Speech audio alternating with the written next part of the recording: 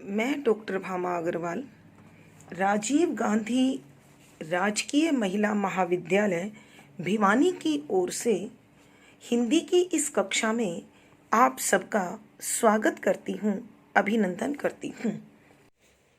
आइए प्यारे बच्चों, आज हम साखी संख्या 31, 32 और 33 का अध्ययन करते हैं। साखी संख्या 31। कबीर कहा गर्बियो, ऊंचे देखी आवास, काले पर्यों भवे लेटना, ऊपरी जामे घास। प्रसंग प्रस्तुत साखी हमारी हिंदी की पाठ्य पुस्तक मध्यकालीन काव्य कुंज में संकलित संत शिरोमणि कबीरदास जी द्वारा रचित कबीर की साखियों से ली गई है। संदर्भ: इस साखी में कबीर जीवन की नश्वरता पर और संसार की निर्लेपता पर प्रकाश डाल रहे हैं। कवि मानव को सचेत कर रहे हैं और भजन करने के लिए प्रेरणा दे रहे हैं। वो कहते हैं कि इस संसार में मनुष्य जिन जिन चीज़ों की, जैसे यौवन, सौंदर्य, शक्ति, धन आदि को लेकर बड़ा अभिमान करता है, लेकिन ईश्वर के घर में इन सब चीज़ों की कोई कीमत नहीं है। यही समझाते हुए कबीर कहते हैं कि व्याख्या। पहले बच्चों शब्दों के अर्थ। कबीर कबीरदास जी। कहा क्या, किस लिए, क्यों। गर्बियो घमंड कर रहा है, अभिमान करता है। ऊंचे ऊंचे ऊंचे देखी देख कर आवास घर, कि तुम अपने ऊंचे घर को देखकर क्या अभिमान करता है। कालही यानी आने वाले कल में, परयु पड़ेगा, भवई पृथ्वी पर, भूमि पर, जमीन पर, लेटना लेटना या सोना, ऊपरी ऊपर, जामई उग जाएगी, घास घास। व्याख्या। मानव को सचेत करते हुए कबीर ने बताया है कि हे मानव, तू अपनी धन दौलत पर, अपनी शक्ति पर क्या अभिमान करता है, क्यों अभिमान करता है। ये जो तेरे ऊंचे ऊंचे महल हैं, तेरे समाज में बड़े लंबे चौड़े यशगान हैं, इनसे तुझे कोई लाभ प्राप्त नहीं होगा। इनका क्या अभिमान। प्रकृति का एक झोंका, यम का तुझे एक धक्का इन सब से दूर ले जाएगा, तो तुम बेकार ही, व्यर्थ ही, निरर्थक ही अभिमान में खोया हुआ है, समाया हुआ है।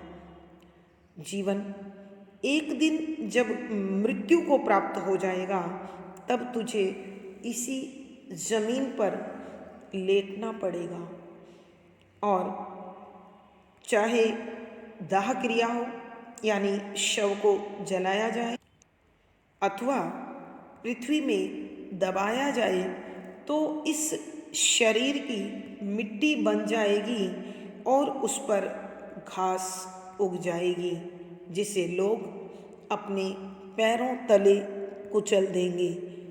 इसलिए समय रहते तू सचेत हो, जागृत हो, और इस शारीरिक क्रिया से तुझे न गुजरना पड़े, भविष्य में तुझे इस प्रकार जीव न बनना पड़े, और तेरी आत्मा परमात्मा के चरणों में विलीन हो जाए, तुझे मोक्ष मिल जाए, ऐसा कोई कर्म कर और उस कर्म का एकमात्र नाम भक्ति है, विनम्र भक्ति है, दास्य भक्ति है, साख्य भक्ति है, अर्थात प्रभु में खो जाना है। कवि के कहने का भावार्थ यह है कि संसार में केवल ईश्वर और भक्ति को छोड़कर कुछ भी शाश्वत नहीं है, सनातन नहीं है, सुरक्षित नहीं है। तो मानव, जो तत्व अमरता की ओर ले जाता है तू वो अपना, जो तुझे नाश की ओर ले जाने वाला रास्ता है उसे तुम त्याग दे। विशेष यहाँ कवि ने मनुष्य को घमंड रहित, व्यंग रहित रहने के लिए प्रेरित किया है। सद्दुकड़ी भाषा में रचा गया पद है, शांत रस है, प्रसाद गुण है, दोहा छंद गे शैली है। प्रभु का भजन जीवन के लिए सर्वश्रेष्ठ मार्ग बताया गया है।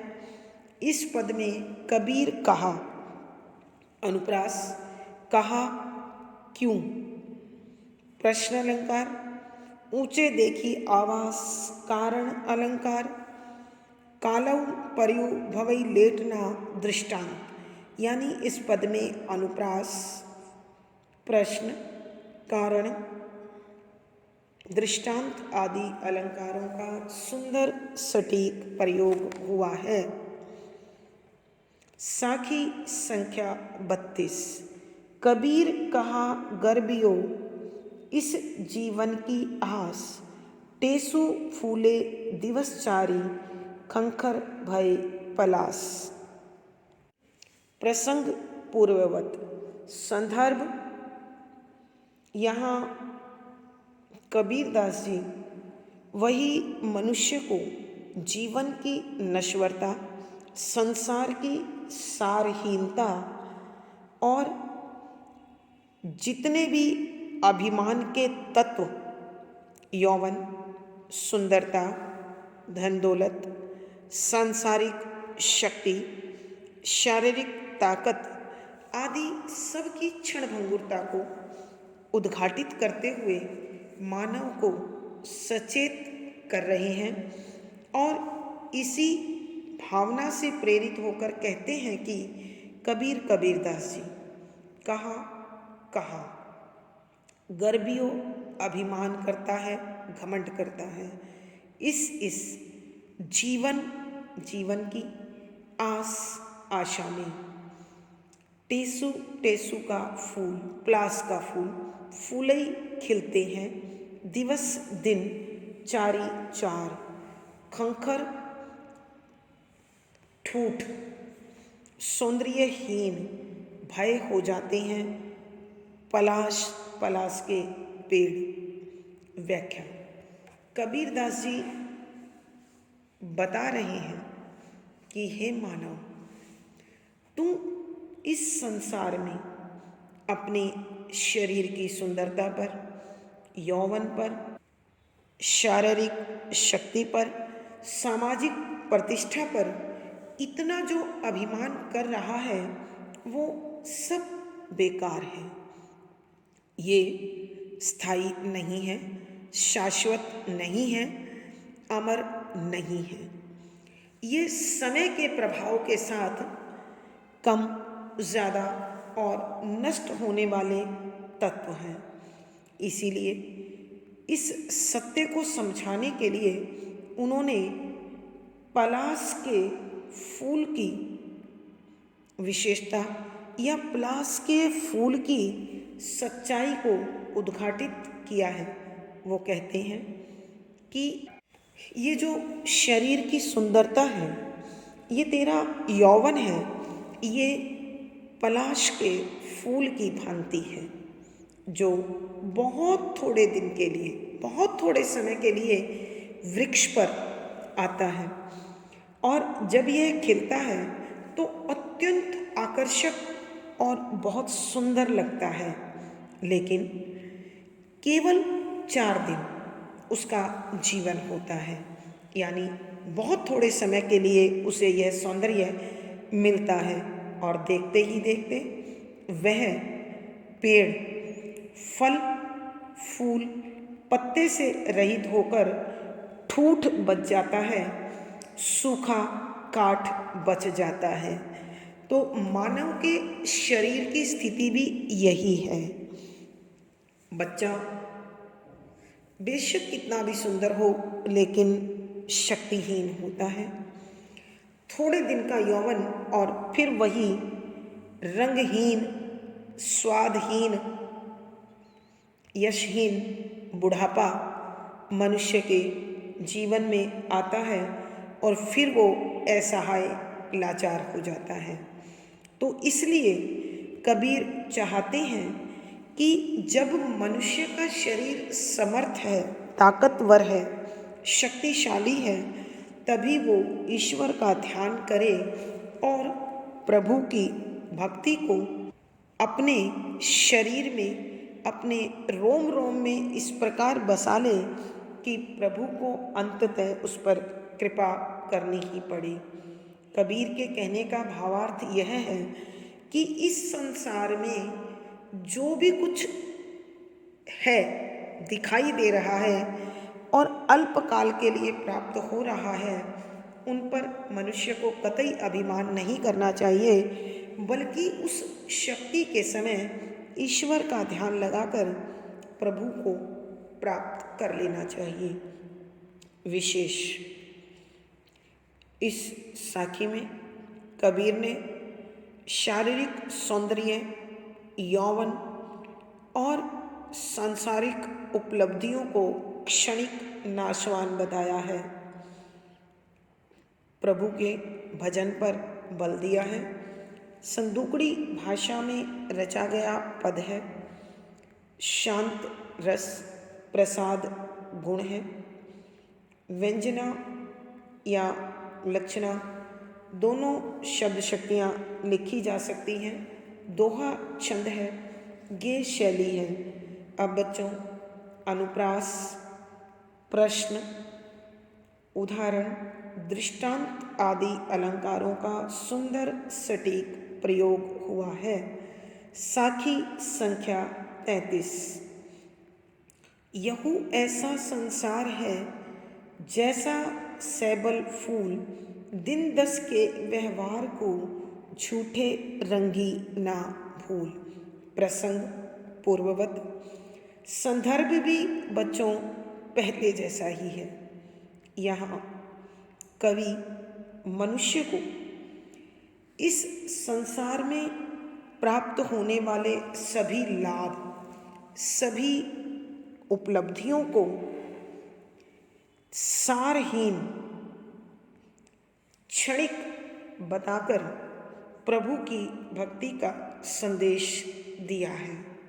उन्होंने बताया है कि जिस प्रकार सेवर का फूल सुहावना तो होता है, लेकिन उसका कितना सार है, कितने दिन वो रहता है, यह उदाहरण देकर कवि ने बताया है कि ये संसार तुझे तब तक ही मान सकता है जब तक तेरा शरीर है। बच्चों, आप बहुत अच्छी तरह जानते हैं कि जन्म के समय हमें एक नाम दिया जाता है जो जीवन भर हमारे साथ चलता है, लेकिन जैसे ही शरीर से प्राणवायु निकलती है वो नाम भी छूट जाता है। फिर हमारी पहचान शव के रूप में होती है, अर्थी के रूप में होती है। तो जो संसार से हमें मिलता है वो प्राणों तक है, प्राण खत्म होते ही सब खत्म हो जाता है। इसलिए कबीर चाहते हैं कि हम वो कमाई करें जो प्राणों के बाद भी हमारे साथ रहे। इसी कार्य की प्रेरणा देते हुए कबीर कहते हैं कि व्याख्या।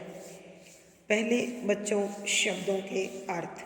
यहू यह है जिसमें मानव तेरा जीवन है, ऐसा इस प्रकार का संसार दुनिया है जैसा जिस प्रकार का सेंबल सेंवर का फूल। दिन 10 केवल थोड़े समय के लिए व्यवहार है, बर्ताव है, आचार विचार है, को के लिए झूठे, व्यर्थ, बेकार, निरर्थक, रंगी राग रंग यानी सुंदरता, न नहीं भूल।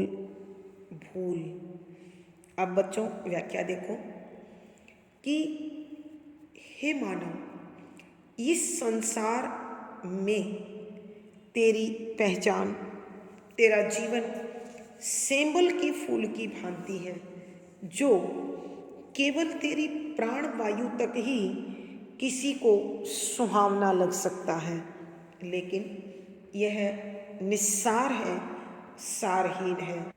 यह जीवन बहुत थोड़े समय के लिए इस संसार की मोह माया में खोकर, इसकी सुंदरता में खोकर, इसके आकर्षणों में बंधकर भ्रमित हो जाता है, भटकने लगता है,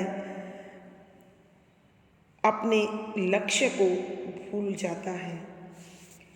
अर्थात यह संसार सांसारिक सुख और सांसारिक बंधन झूठे हैं, सारहीन हैं, निरर्थक हैं। तो कबीर दास जी कह रहे हैं कि थोड़े दिन का यह जो जीवन तुझे प्राप्त हुआ है, इसे इस सांसारिक मोह माया में बांधकर भटक मत।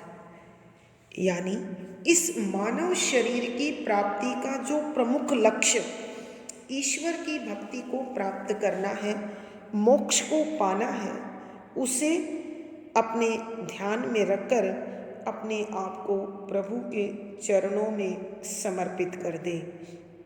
तभी तेरे मानव शरीर की प्राप्ति का उद्देश्य पूर्ण हो पाएगा, तेरा जीवन सार्थक हो पाएगा। कवि के कहने का अभिप्राय यह है कि मनुष्य को मोह माया के बंधनों में अपना मन भटकाना नहीं चाहिए और प्रभु की भक्ति करनी चाहिए। विशेष यहाँ कवि ने सांसारिक व्यवहार को झूठा बताकर ईश्वर की भक्ति को सच्चा साथी बताया है। सद्दुकड़ी भाषा में रचा गया पद है, शांत रस है, प्रसाद गुण है, दोहा छंद और गे शैली है। अलंकार बच्चों उपमा, अनुप्रास, दृष्टांत आदि अलंकारों का सुंदर सटीक प्रयोग हुआ है। प्यारे बच्चों, आपने इस वीडियो में आपने जो तीनों साखियाँ पढ़ी हैं, इन साखियों के मूल भाव से जुड़ी कुछ पंक्तियाँ मुझे याद आ रही हैं, जिसमें संदेश दिया गया है, सजन रे झूठ मत बोलो, खुदा के पास जाना है। उसमें संभवतः इन सभी साखियों का भाव इस गाने में निहित है।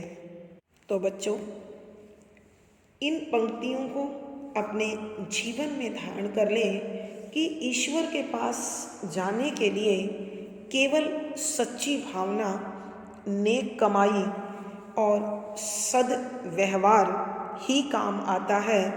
इस सांसारिक शक्ति, यौवन, सुंदरता, रिश्ते, नाते कोई हमारी सहायता वहाँ नहीं कर पाता है। तो बच्चों, जीवन भटकने के लिए नहीं है, सार्थक बनने के लिए है।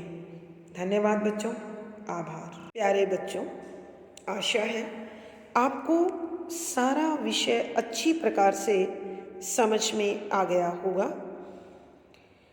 कमेंट बॉक्स में लिखकर मुझे बताएं। वीडियो को लाइक करें, शेयर करें और चैनल सब्सक्राइब करें। पिछली वीडियो का लिंक आपको यहाँ प्राप्त हो जाएगा। धन्यवाद बच्चों, आपका दिन और जीवन सुखमय हो, आनंदमय हो, इसी शुभकामना के साथ आभार। धन्यवाद।